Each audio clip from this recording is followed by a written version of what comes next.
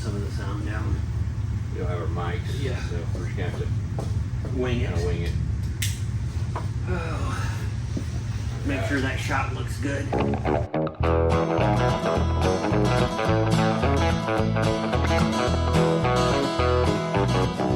You haven't opened your dickel? No, I've been saving my dickel for a special occasion. Oh, yeah.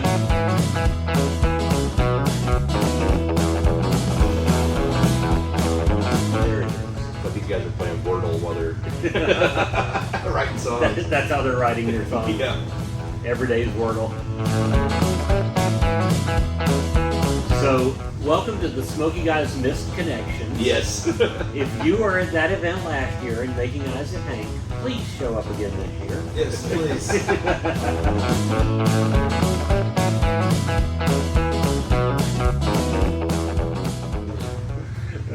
Hey folks, it's the Smokey Guys. We're back. Got another episode. I believe this is episode 22. Somewhere in there. Somewhere in that area, I do believe. Somewhere in there. And I don't count until I go to edit it. Are we having our first repeat guest? We are having our first repeat guest. Yeah, welcome back. You. Me? Yeah. You're the Oh. first one to be on here twice. Huh. Pretty cool, right? Yeah, well, that's special. So you may recognize him from a previous episode. This is Mr. Hank Wilhelm over here. And I'm Kevin Price. And I'm CR Parsons. And we're the Smokey Guys.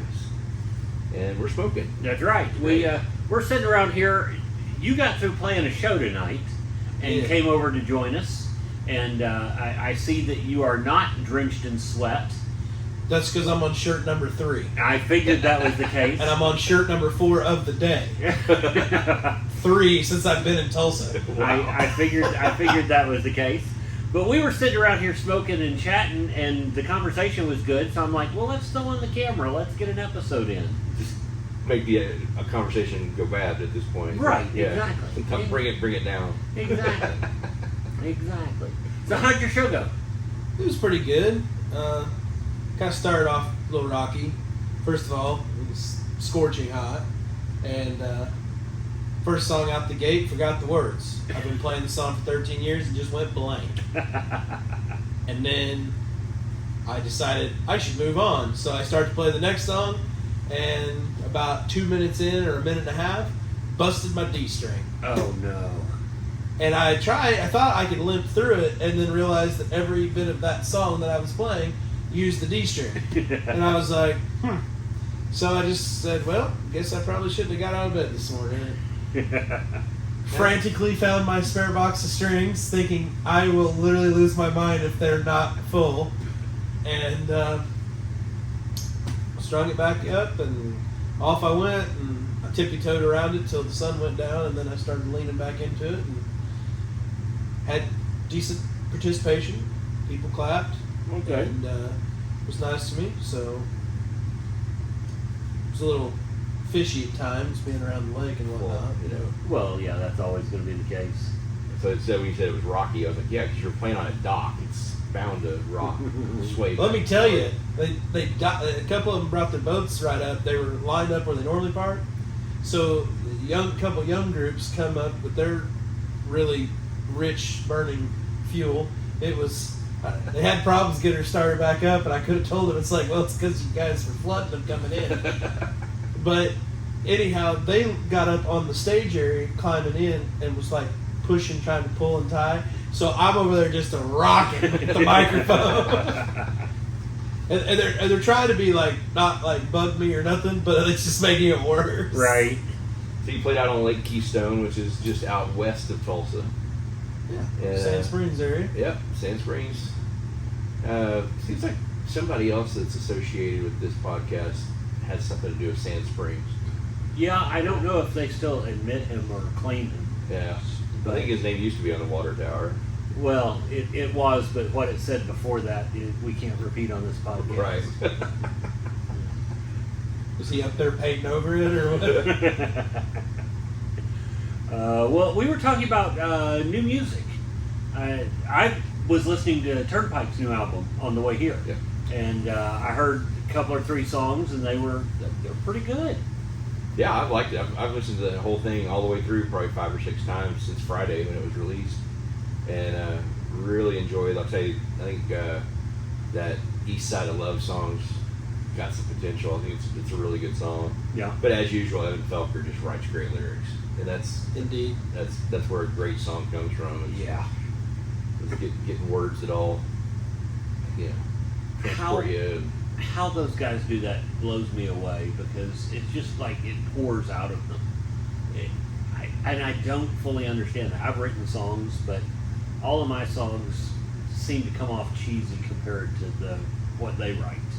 Yeah, there's like a new, I say new, but it's like, as I'm listening to this stuff, it's like there's a kind of almost a new style of songwriting where it's a twist of phrase that it's just different than it was before, like the older music. Yeah. And I hear, it's like you hear you'll hear a word and then they follow it with something that literally doesn't really make sense. Right. But then they wrap it up. It's kind of like in comedy, or you bring it back around, and all of a sudden, then it all makes sense. Right. It's kind of it's enough to kind of confuse you at first, and then. Yeah, it plays those mind game word games where you're like, what? Oh, there it is. What? Oh, there it is. It's like these guys are playing Wordle while they're writing songs. That's how they're writing their songs. Yeah. Every day's Wordle. Well, not to get in here and compare myself remotely to Turnpike or any other phenomenal songwriter, but I on the last podcast we discussed a little bit about my dad's car and all that stuff, and so I thought you would be pleased to know this. I wrote a new song when I got the new guitar. Uh-huh. I literally went home with it, and I sent him a little recording that night. I was like, I can't get enough of this guitar. Nice. It's very good too. The song's great. I like it. It's super tongue-in-cheek. It's cheesemo as it can be. Nice. I wanted. It's extremely simple. It's 3 chords just over and over, but I call it Big Block Chevy, and I basically kind of ode to my mom and dad. Okay. And it's just one of them little you can't help but kind of want to just tap along. And I guess the reason why I bring that up is, speaking of so many of these songwriters that are so intricate and deep and everything else, it's like, not that any of my songs ever was to begin with, but I always longed to do that. I was like, man, I really want to write these deep songs, and then I just busted that one out in one night and a half, half the next day, and I had it down, and I went, this song said everything I needed to say in 3 minutes. Yeah. And everybody gets it. Yeah. That's awesome. Yeah. And that was even what Chris said there before the Harvest Day show. I played it for him, and I was like, just be honest. I said, I know you're not going to sugarcoat it anyhow. So I was like, just tell me straight up, is it just that stupid?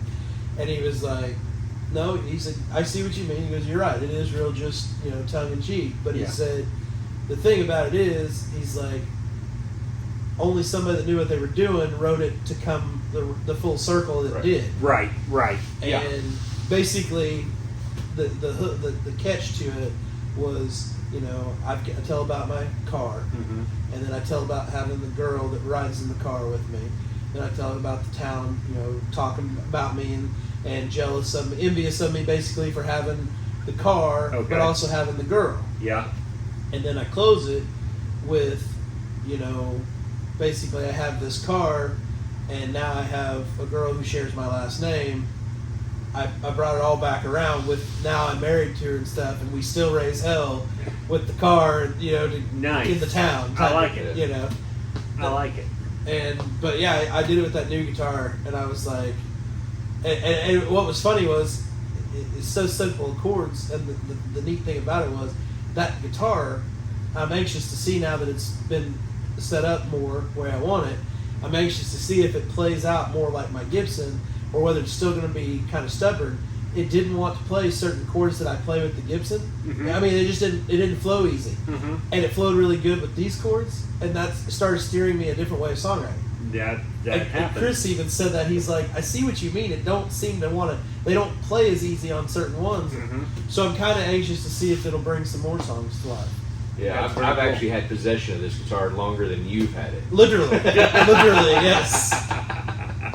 But yeah, it was cool because he was telling me what it was doing, and I said, well, dude, his main gigging guitar, his Gibson Hummingbird, split on him during a show, and so took it to our good buddy Seth Lee Jones, who went in and cleated it and made it nice again, and I hope it played great for you. Yeah, it's back to its old self. But in exchange, whenever he got it fixed, I brought that one up to him. We swapped out guitars, so your guitar's been with me for like, what, 3 or 4 weeks? Right on, yeah. I don't think I've had it, but got it by Seth's shop today, got it set up, and got a pickup put in it, and I mean, he's such a wizard with guitars. He's so good at what he does. I stood there the whole time he did it. Took like 30 minutes to slap that pickup in, because he has all the right tools. And he was drilling on the guitar and everything. I was like, oh my gosh, I couldn't do this. You would have been freaking out. Anxiety would have been at an all-time high. And I said Hank-anxiety, because that's Hank. But anyway. And yeah, so he got the pickup put in. Still haven't tested it out, but I mean, I'm sure it's going to work. Knock on wood, or particle board, whatever that is.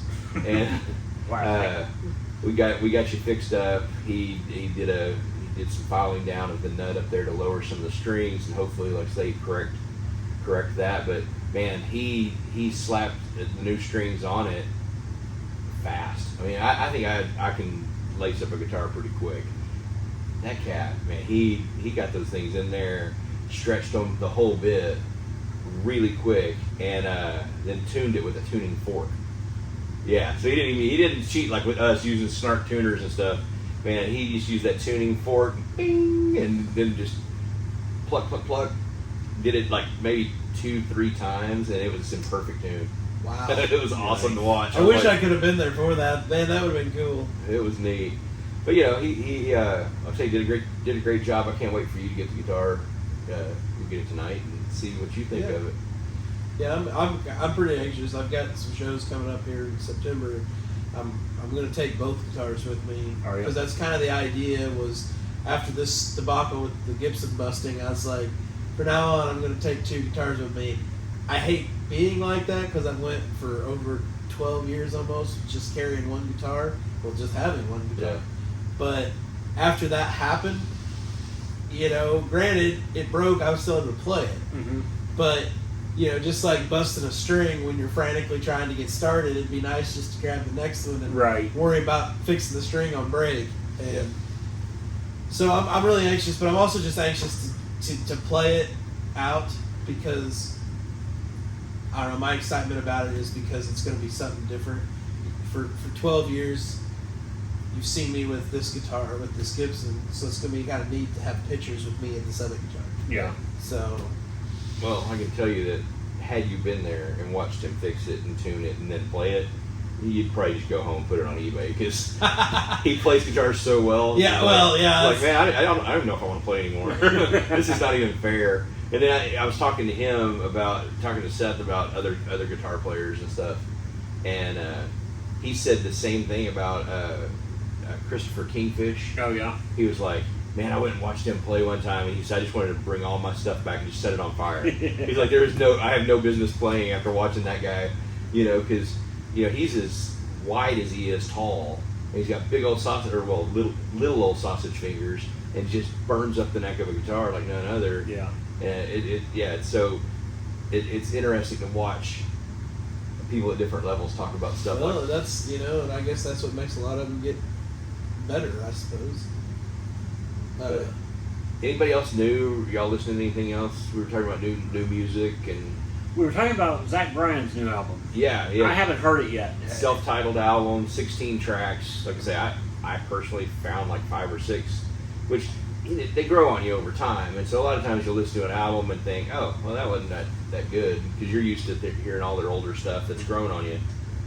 This one, there was like 5 or 6 right off the bat that I was like, man, I really dig those songs. And I didn't start off as a big Zach Bryan fan. I mean, as far as his music, I don't listen to radio. So finding new music for me is not real easy a lot of times. That you guys would talk about it, or, you know, you may text me and say, hey, check out this, you know, that's how I usually find new music. Right. And I'm not a TikToker, so when he blew up, I was kind of out of the loop. And I've only come into his music lately. So I wouldn't say I'm like a diehard fan or anything like that, but boy, I really am impressed at his songwriting and his live show. We went and saw him live; it was amazing. Yeah. So, Well, I didn't know how the new album sounded because it wasn't this the one he did with the guy from the Lumineers. well, and the last one too. But yeah, this one is definitely not a country album. I didn't hear a song on there that I would classify as country. Oh, really? It definitely has more of that Lumineers feel. Actually, there's a song on there that they do together, but he does a couple of duets on there that are really really good. But yeah, I'd say it's a change. It's not really a change in form because a lot of the songs are very similar to the other albums. Yeah. But that's just his writing style, which is great. Man, go with what you know and stick to it, and he has. Huh. So yeah, definitely recommend giving that one a listen. Zach Bryan, self-titled album, Zach Bryan. So, Easy enough, I suppose. yeah, it's easy to find. Yeah. I'm still getting there. I didn't have nothing against him in the first place. I'm real bad about. Well, first of all, I listen to podcasts and whatnot, so I'm not real big on. I've been on audiobooks a lot lately. Yeah. But I'm not big on listening to music much like I used to, which is odd. But I mean, I guess that's just how I am. And so then when people go on and on and on about like a set artist, then it almost like turns me away right off the bat because I'm like, well, everybody's talking about him, so Yeah. I almost get snobbish towards it until like the new wears off, and then I'm like, hey guys, have you heard this guy, man? And they're like, yeah. Yeah, So- we were talking about him a year ago. Yeah, that's just the way it is. But I went and listened to some of his music here recently, and I found several songs that I really dig, and I wouldn't mind to cover some of his music, and people are always requesting stuff. It's just that I want to play stuff that relates to me and is good, that I can do good at, but isn't the same stuff that everybody's requesting and wanting. Just Right. because if I'm going to do, it's how I've always been really. Any songs that I do cover has always been more so what I chose, Yeah. and hope that people like it, and if they don't, well, I mean, they can get up and go to the bathroom during that song. So. Yeah. Well, cool. Hey, what are you smoking over there? This is a Nica Rustica by Drew Estates. Really good sticks. Yes. I like that new the Adobe they came out with. It's Yeah, this is not one of those, but this is just their classic Nica Rustica. But it's very good. cool. What about you? What about you? I can't talk all of a sudden. Like you're a podcast host or something. Right. It's weird. I'm puffing on this Knuckle sandwich. Espinosa Yeah, Espinosa. Is that the one they did in partnership with Gaffietti. with Guy Fieri? Yeah. Yeah. Yeah, and that's the bigger ring gauge one. When they first came out, we only got these smaller Right. ones that I wasn't as big a fan of. But yeah, this bigger ring gauge smokes really well. I like it. It's a darker. I mean, it's kind of got more of the darker. Yeah, it's but Maduro. Yeah. Yeah, I was gifted one of those by our buddy Nate, who's been on the podcast. That's who gave me that too. Oh, is it? Yeah. Okay. And I didn't remember that till he just told me that earlier. And I was like, well, I'm sure you gave it to me. And he goes, no, Nate gave that to you. I was like, oh yeah, that was that awesome night where I went back to Kevin's going. Kevin goes, you kind of made out like a bandit tonight with cigar trading. Well, I just finished up the Sinestro Honor Among Thieves, which you can catch on one of our new features that we're going to be doing called, I guess they're just shorts. Yeah. Smokey Guys Shorts. Smokey Guys Shorts. Because we're in shorts. Well, they And- won't all be in shorts, but yeah, we are currently in shorts because it's 100 I degrees challenge you to outside. do it all through winter with shorts. I will. I would say I would never. I'm the guy that wears a hockey jersey and shorts all winter long, so yeah, it's not a real big problem. But make sure to check out these shorts that we're going to be releasing, where we're doing little short cigar reviews. Short cigar reviews, yeah. if you will. So I just finished that one. It was a great stick. Now this is one I really like. It's that Stalone. Okay. It's the Negro Maduro. Mm-hmm. For a $9 stick, it's really really good, and I like that shape and everything it's got going on. So Yeah, Stalone was. I love their cigars, and they were our cigar for Smokes and Jokes this year when we did Smokes and Jokes downtown. So that was great. There were some great cigars in that little gift pack. Do after you take a drag off of that, you just want to be like, Adrian! Right. That's what everybody's like, Well, yeah, Sylvester's got to have a stake in this, right? I thought that's what it was when I first saw them. Yeah. Because, I mean, they just came out and they were Stallone. It's spelled the same as his name, and so I just assumed, because he's a cigar guy, Right. so I just assumed he had started his own line. Well, then I find out that it's actually Stallone, Yeah. and that it's not anything to do with him. Tony Barrios. Next thing you know, Stallone's gonna be like, "Oh yeah, Stallone and Cigar and me, we're good friends now." That's a pretty good impression. Well, it's not bad. I'm terrible at impression. I grew up with the Rocky movies, I love them. I need to go sit down and watch the first and second one again because I've kind of skipped them over the years. I mean, I've watched them many times, but when either on, say, on Netflix or whatever, they tend to normally have the newer ones. Right. And of course, the third one was always my favorite, except for when Mickey dies. I cry out every time. But the third one, I just love it whenever he's finally got his mojo back and he rubs Mr. T on the mohawk and he's like, "You ain't so bad, you ain't so bad."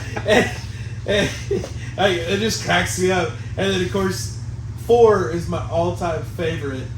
As much as I bawl my eyes out with Apollo. Oh yeah. And everything else. Which one has Tommy in it? 5. Okay. See, I couldn't remember which one that was. Yeah, it has Don King in it too. Yeah. And he's like, "Touch me, bum, and I'll sue." And he finally just waylays him. He goes, "Sue me for what?" Because he's lost everything. Right. I had no idea you were such a Rocky fan. Hardcore. This is awesome. That's funny. This is tapping into a new part of Hank. Yeah, no Hardcore. kidding. No kidding. Yeah, but one of the biggest reasons why I love number 4 was it had one of the greatest soundtracks to all movies. It's literally the whole soundtrack is all Survivor songs. Oh. But it made me an adult today, from a child, I always loved them songs. But as an adult, I'm like, Survivor was awesome. Yeah. Survivor was awesome. I've downloaded so many songs of theirs, all because of the Rocky soundtrack. Oh my gosh! And to this day, anytime I hear them, I can start playing out scenes of the movie in my head. That's funny. That's funny. How do you feel about the new Rocky movies? So I'm not as Creed and what have you. Yeah, I'm not as versed on them because, well, for starters, I didn't really have, during that time period when they come out, a lot of access to watch them. So I've seen, I can't remember if I've seen Balboa. Yeah. I have seen Creed, I believe. Mixed emotions. I think I've seen Balboa. Again, none of them had the pull to me. Yeah. They all were okay. For sure they were all okay. It's kind of like the Fast and Furious movies at that point to me. Mm. I'm still going to watch them. I'm still going to enjoy them. But after the first 5 or so, nothing was the same. Right. Yeah. And spoiler alert for anybody that hasn't seen the new one. So Adrian's dead, dies of cancer or whatnot. Breaks my heart. I loved Adrian. She was my favorite. She was so weird in the first 2 movies. And Talia Shires I've always been in love with Talia Shires. Oh yeah. She's actually the mom in a movie that I, as a child, was madly obsessed with. Still to this day, I think it's one of the best movies ever. You guys might remember it. Obviously would if you knew it. It was called Rad. Oh yeah. And it was the BMX fight movie. Yeah. But it was solid. And again, badass soundtrack. Well, it was cheesy. Right. But it was a good cheesy. If you look at cheesy movies today, that one was by far better. But the soundtrack on it was also killer. And I've got a farmer buddy who also, he's my age, and I didn't know this until a few years ago, but he grew up loving it as well. So that we'll send each other Snapchat videos of when one of those songs come on the radio. And oh yeah, big time fan. But Talia Shire was with the mom in it, and I loved her even then. I was like, that's too funny. I, in fact, went down rabbit holes with Tommy because he was in the Rocky movie. James and Jimmy did on Crime and Sports podcast. They did a Tommy episode, and I mean, he was in the grand scheme of things. I mean, he's on the show for a reason. He was a dirtbag, but he come from horrible life. You're Right here. Northeast Oklahoma. Yeah, right and here. grew up in was his mom a prostitute or something? It was something really bad, like dirt floors type of things, like bad living conditions, and so but he was a badass at that time when he was on Rocky V. Like that was the cool thing about him was my old boss that taught me to play music and everything else. Him and his buddy, not so much my old boss, but his good friend, they were partying and womanizing in the same bars and ran in the same circle. And so whenever the whole news come out about Tommy, my boss's buddy was scared to death. Oh, yeah. I'll bet. And That's a guy you don't want to be Eskimo brothers with. yeah, Wait, we're Eskimo brothers. Holy, I gotta get tested. yeah. But my old boss, he said that they'd be at a bar or something, whether it be Grove or Joplin or whatever, and he'd be in there. Like it wasn't no thing, We had a new one last night because Eskimo brothers were bringing that up. What was the new one that came up last night? Taint Twins or something like that. Yeah, we were playing poker last night, and one of the guys was claiming to have rubbed the chips on his on his Nether taint- region. Yeah, on his nether region before handing him over. So we had the Taint Twins. Oh my gosh. Uh, Sounds like a great card game. Well, producer Schultz won one of the card games, so that was a new change from our normal poker. Yeah. Tain't bad then, I guess.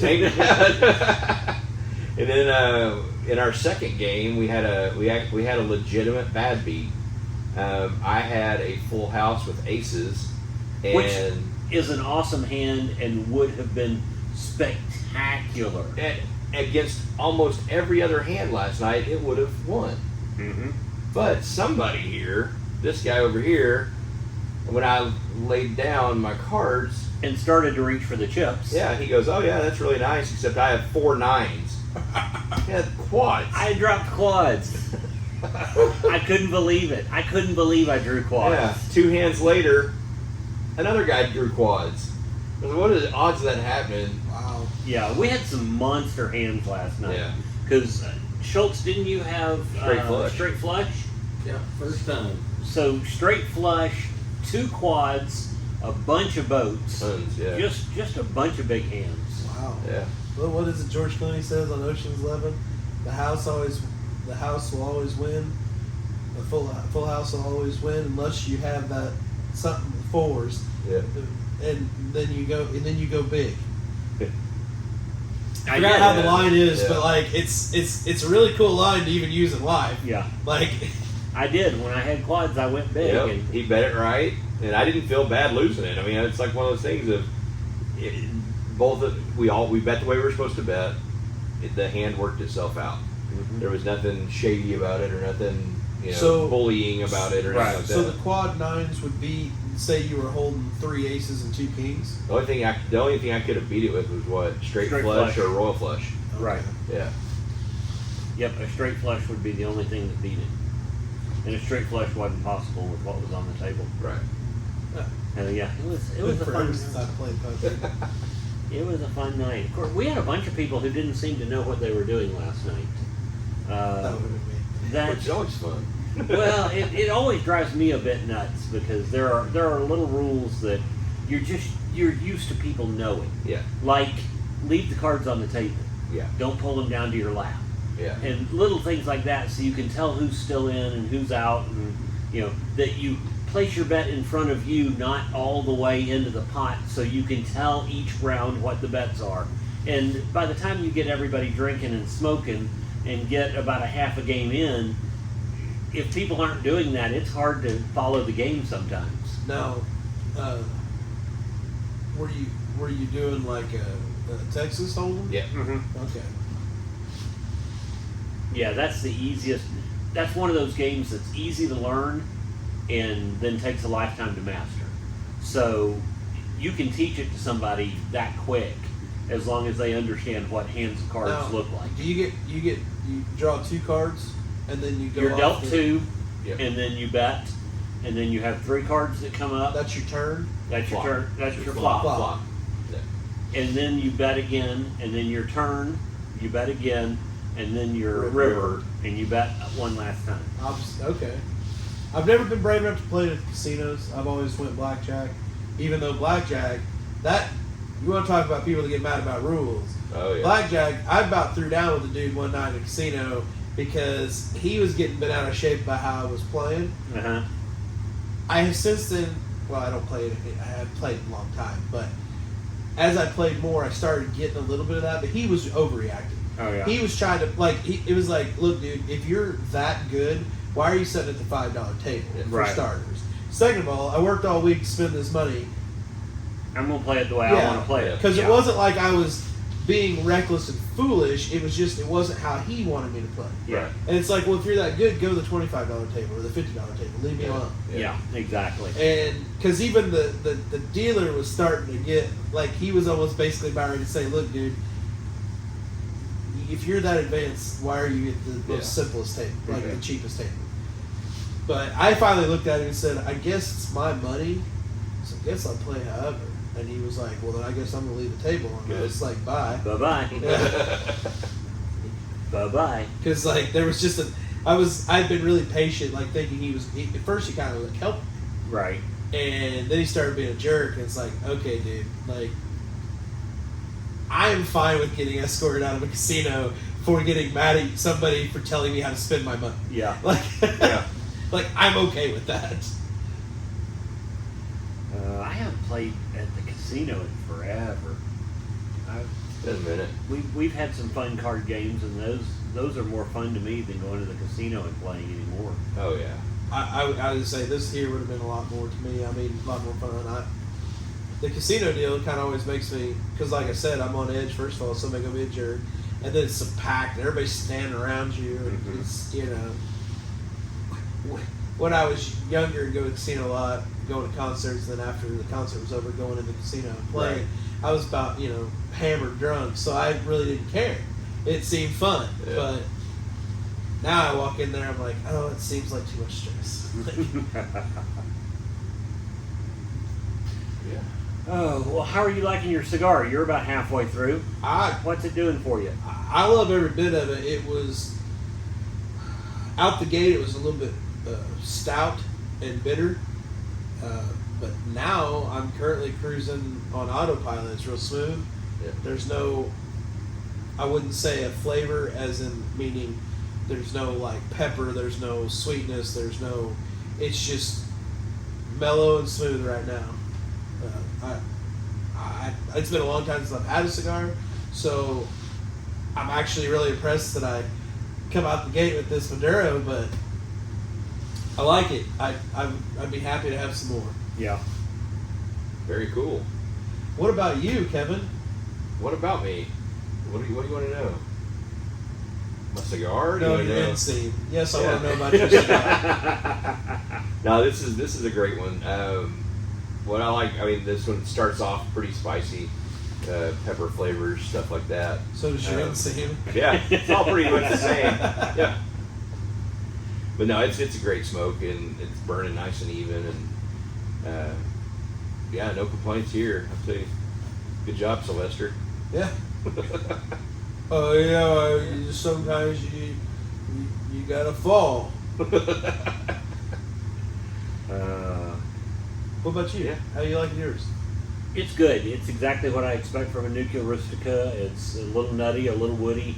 Not a lot of spice to it per se, and not a lot of aromatic tones. So no vanillas or anything like that I can pick up. Now I'm drinking a Dr. Pepper, which I'm not used to.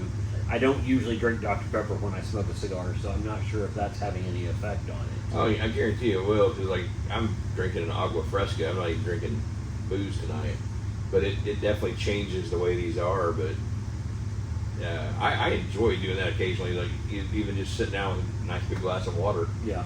And it's cool to watch how it changes a cigar that you're really familiar with. Yeah. Depending on what you're drinking or eating at the time.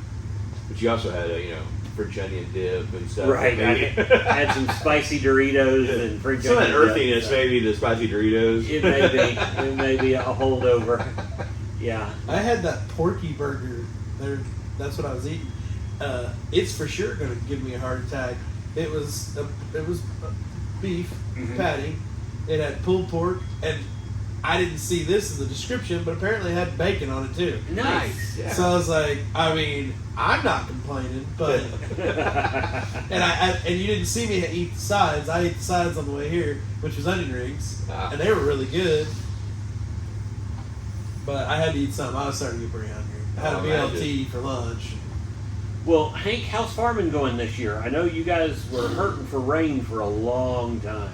Well, we're back to kind of almost hurting for rain. We were real fortunate. We was kind of unfortunate. We had a massive windstorm come through, and essentially, in lack of a better term, just decimated my small town. Oh no.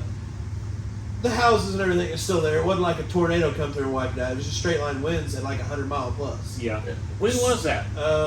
It's been right. Because it hit here first. Ago.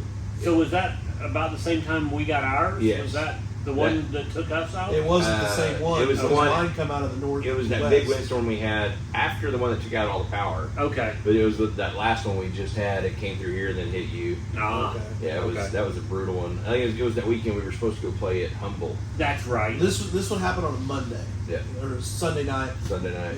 Yeah.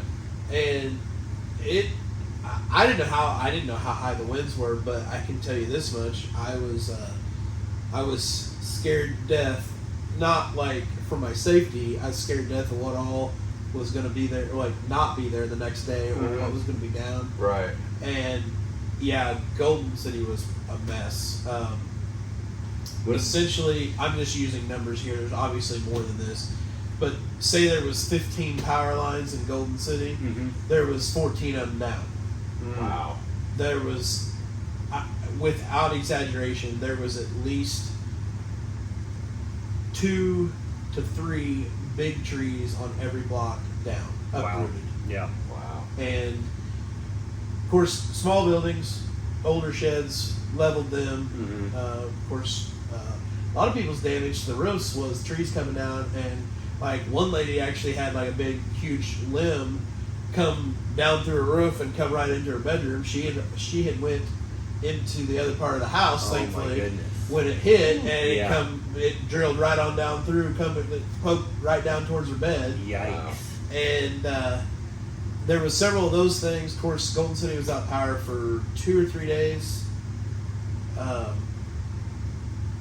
roughly. My mom and dad actually was real fortunate. They lost power because they're in town, but they only had some limbs, smaller limbs, all the stuff that I could drag by hand. Everybody around them, just trees down everywhere. Oh. I mean, just everywhere. But one of our farms took a tree down, took out power lines, our overhead electric fence wire, and so we jumped in that day. Mom and Dad's neighbor had come out with his chainsaw. He cut up the tree in big sections, and I ran the tractor and loader. And we got an electric company. There's only a handful of them around home, Right. and they were of course all busy except for this one guy, and he was an older man. So I kind of helped hand him stuff because he was a little shaky and stuff. But he got power all back. We got the lines back and everything. We didn't have no power. And this is out in the country on a whole different company. Yeah. And I'm like, oh, well, maybe their service is out too. But Dad wound up calling them, and they were like, no, we haven't had no calls about service being out. So they were like, well, it won't be until tomorrow before we can come out. And it's like, well, our well water is hooked up to that to feed water our cows and our electric fence. Well, anyhow, they show up at like 5:30 that evening. And it was a fuse blown on the transformer, which probably when the trees took the power lines down, it blew the fuse. Yep. Right. But we were real nice to them and thanked them and everything, and they thanked us for being nice to them. They said, you're the second one today we've done. And they were like, we don't know how many more might be out there that people think we're just out of power, like Right. Liberty and everything is right now. So he's like, we're probably going to have some people in another day or two yelling at us. Right. And he's like, and we don't have no clue. We have no idea of no. Right. He goes, Yeah, they have no way if of you telling. hadn't called, we would have never known. Yeah. And so we were able to get power back there, and then I flickered 3 times, then my power was fine. So Mom and Dad come out there and ate lunch one day. I was at work, But we had my uncle brought up a generator, and we had mom and dad's generator running the deep freeze in the garage, and had the other generator running their deep freeze and the refrigerator in the house. So thankfully, because it was all full of, we just butchered beef like 2 months ago. Oh, yeah. So, there's a couple $1,000s worth of meat inside there. You know what that's all about. I do know. I know exactly what that's about. Well, That's what happened here. Is I had to get a generator for my deep freeze because we had a side of beef in the freezer when our power went out too. So yeah, that's one of those things you don't let go. You have that stuff happen during the winter, and you don't think nothing of it. You're right. You're worried about staying warm. You don't worry about that. Right. And then when you don't think about losing power in the summer, and when you lose power in the summer, it's a whole different ballgame. It is. Because you can leave the freezer in the wintertime without power for several days. Mm-hmm. Summertime, we're talking like 12 hours. Yeah. At best. If we lose power in the winter, it's because of an ice storm, and I can just haul everything out to the back porch in a box. Exactly. And it'll be fine. Exactly. Yeah. So when those big straight line winds come through, and I don't, as far as timing on this one, had corn harvest already happened? No. So it flattened. Would it flatten? Because those are tall stalks. I mean, they're not short by any means. One of the big farmers around home, I don't know how many acres, but in one kind of, we'll say, couple mile area, he had 400 acres flat. Oh, wow. And I don't know how much more he had. He had more elsewhere, but that was, if the corn still had green to the stalk, it held up. It'll stand back I up. had some corn that was down, but believe it or not, all that there in the bottom, it wasn't flat. The next day, we were just certain, when we all went out, and the next, was certain it was all going to be flat across that bottom. Yeah. And especially after mom and dad seeing what the town was like, they figured cornfield would be flat. Yeah. Well, anywhere my corn had burned up, that got leveled down. But if it was still green, and so fortunately most of my corn was stayed upright. Oh, good. The only thing that really hurt us on the corn side of it was because the stalks were a little extra brittle due to the dry weather. After the wind went through, didn't have any corn down, but every day after that we had a little bit more corn break over. Yeah. More and more. Yeah. And it was the weight of the ears, that wind just really weakened that corn. Yeah. And so people are starting to pick corn now around home, and they're all, my boss included, actually, they're all complaining about there's more down corn than what they thought. So from the road, looking across the field, it doesn't look bad, but when they get into the field, they get it's into there. it, they can tell. Yeah. So but we were really fortunate that way. We only got an inch of rain out of that deal. And so I was like, well, I mean, it could have rained 4 inches, but it was going by so fast that was all that recorded. Right. And but then a week later, they were calling for just, again, massive. And I were like, everybody's freaking out because, like, my town wasn't taking another one. I mean, it was over. You don't realize how, like, trash your town is till a bad storm goes through and there's just shit everywhere. And anyhow, so everybody's freaking out. Well, then they wound up missing it by a lot. Like, everything dissipated and went everywhere else. Yeah. That was those really bad, like, tornadoes and stuff, or not tornadoes, but hard winds and hail and everything up through this way. Yeah. Well, that storm wound up dissipating on us. It was coming in from both directions, and we wound up. It started raining a little bit. Okay. Well, then it just set in and kept raining all morning, and they kept saying, "Well, it's going to quit raining at this time." Well, then it just kept raining until like mid-afternoon. We wound up having 3 inches of rain out of that whole deal, and we didn't hardly have any wind. Yeah. And it was like, okay, thankful. Yeah. Right. And we're talking like flipping a switch from dark to light.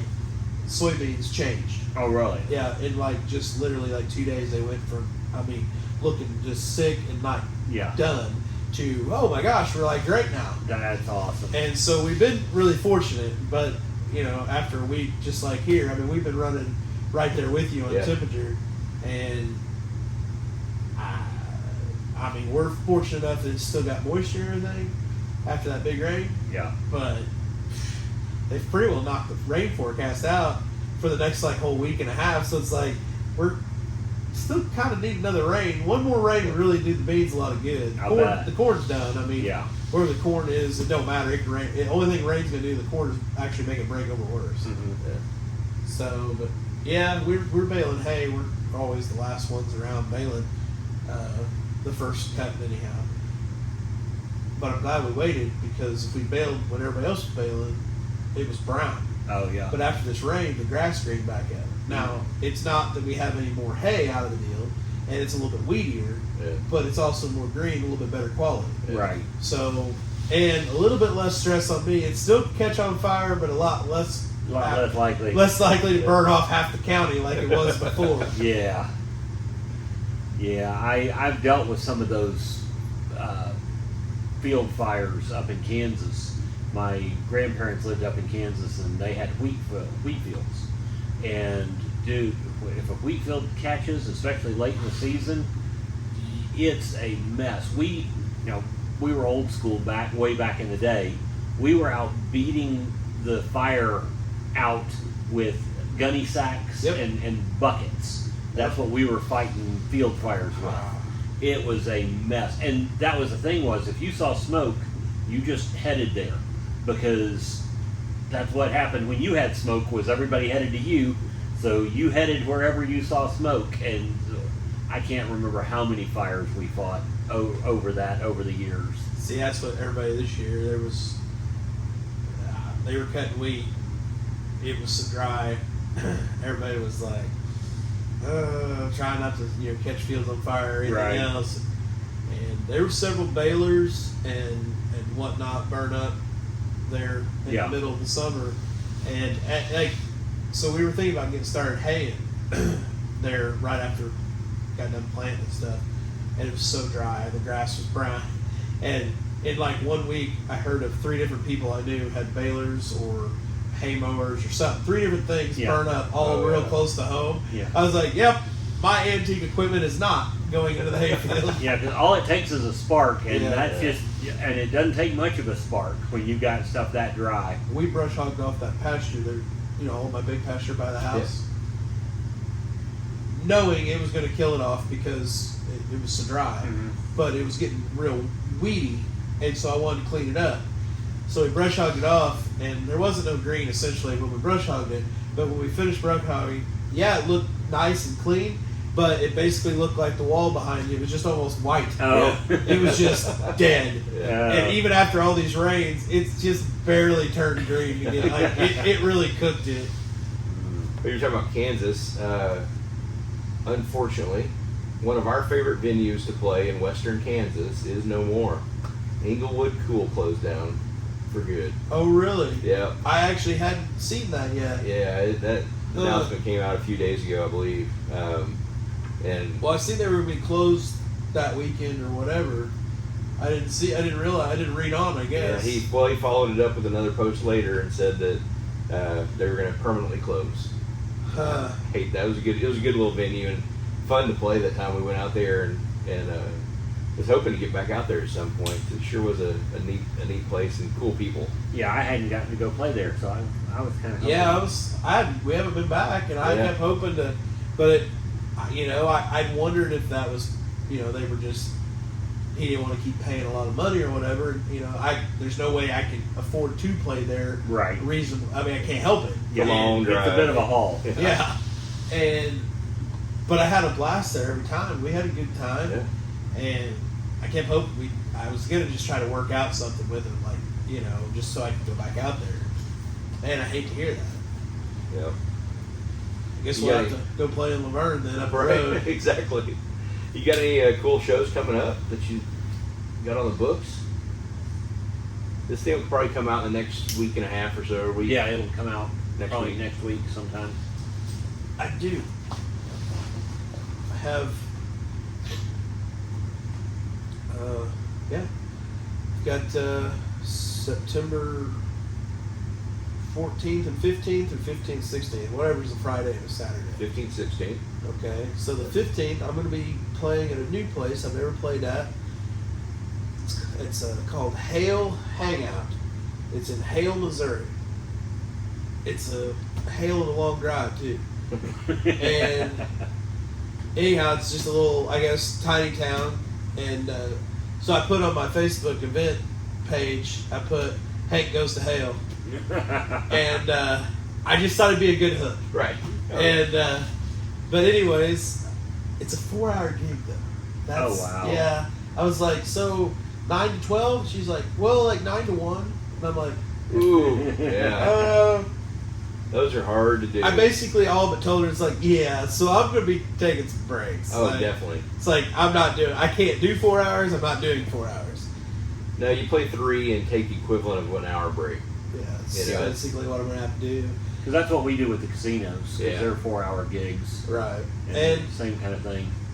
You know, I hear it could be a little rough up there, but it's a young couple that has it, and I'm not buying it. I'm gonna guess that the person that told me this was there on a bad night or something, but I'm anxious to go up there and play it, and I'm gonna stay in Brookfield. It's not too far from Brookfield, which is my little favorite town I fell in love with in Missouri, and then the following day I'm gonna stay at my Your favorite little hotel. my little motel. No-tell motel. Yeah, and I was trying to think of the name of it right now.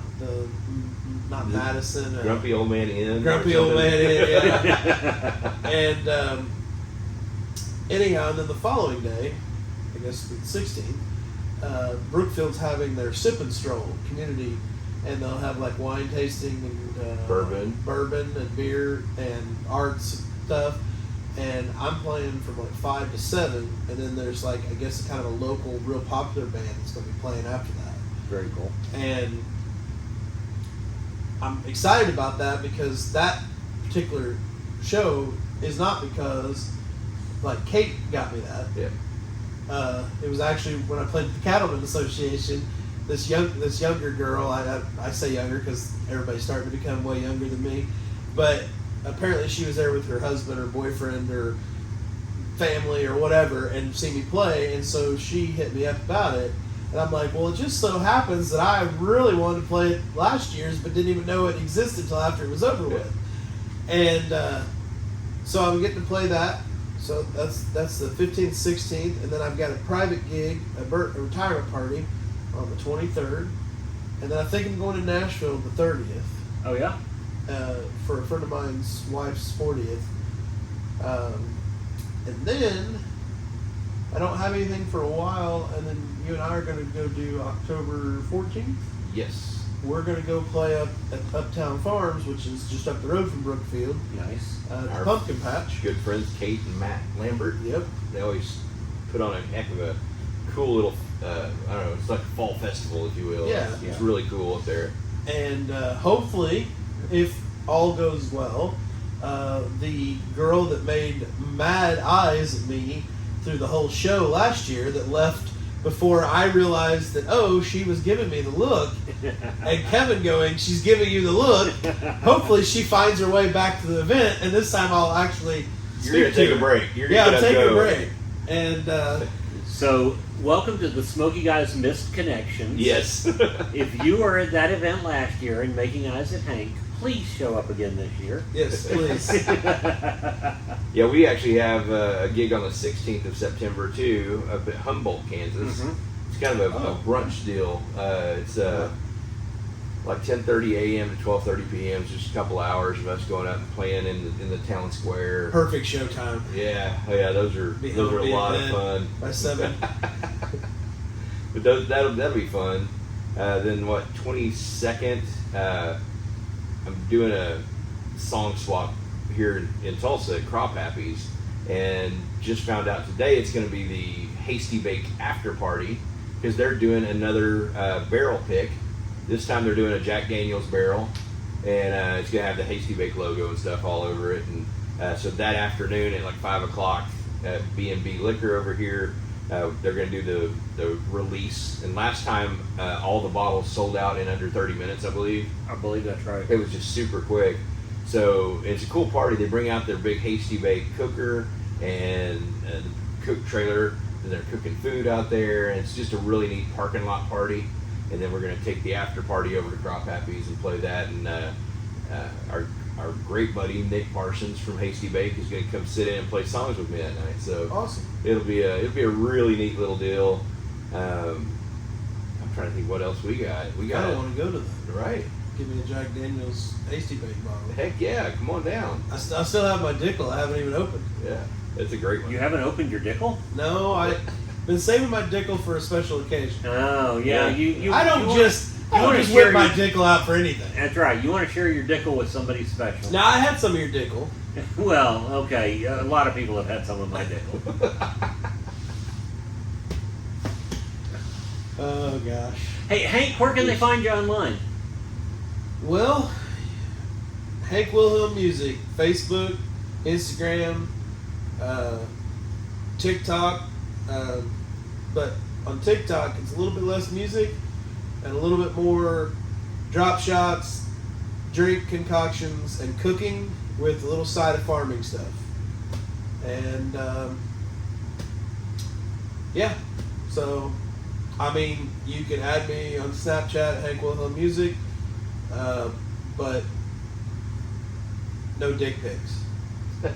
But ask him and he'll send you a Dickel. Oh yeah. Yeah, I'll send you a dick old pic, but KP, where can they find you online? At KP Troubadour, at Kevin Price Band, on all the social medias. Yes, I'm on TikTok, but I don't tick nor do I talk. So I'm on there. I don't think everything ever gets posted. So, what about you? CR Parsons Comedy or CR Parsons Comedian on all the social medias. I can be reached at the Smokey Guys at gmail.com if you want to email us anything.